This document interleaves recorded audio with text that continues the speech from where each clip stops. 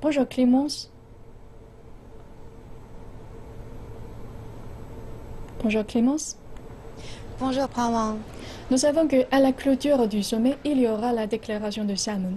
Alors, quelles seront les grandes Bonjour, Prawang. lignes de Oui. ce document?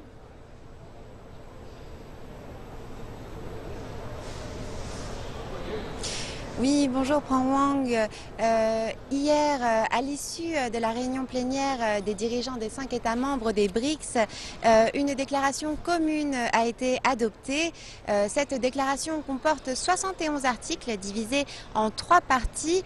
Ce qui est intéressant, c'est que ces 3 parties correspondent aux 3 roues du système que Wang Yi avait énoncé lors de sa conférence de presse donnée le 30 août. Ces 3 roues, ce sont d'une part la coopération économique entre les pays des BRICS, d'autre part la coopération politique entre les pays des BRICS et enfin la coopération culturelle avec un accent mis sur les échanges de peuple à ce niveau-là. Et je pense que la spécificité chinoise, la spécificité de la vision chinoise des BRICS, c'est vraiment cet accent mis sur les échanges culturels. D'ailleurs, hier, suite à la réunion plénière, les 5 dirigeants ont assisté à une projection de la bande-annonce d'un film coproduit par les 5 pays des BRICS. La coopération économique, elle, c'est la base du partenariat entre les 5 pays des BRICS et le président chinois Xi Jinping a annoncé ce matin 500 millions de dollars supplémentaires d'aide de la part de la Chine à un fonds de coopération, à un fonds d'aide Sud-Sud.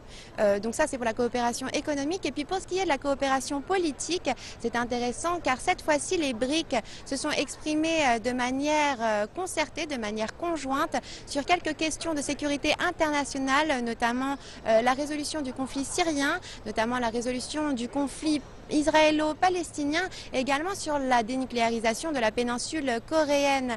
Enfin, je pense que ce qui est extrêmement remarquable pour ce sommet, c'est que tout l'ensemble de cette déclaration s'est placé sous le signe de l'agenda 2030 pour le développement durable et ça c'est important à signaler puisque les 5 pays ont ensemble réaffirmé leur engagement auprès des objectifs de l'accord de Paris alors même que les États-Unis et que le président des États-Unis, notamment Donald Trump, l'a remis en cause.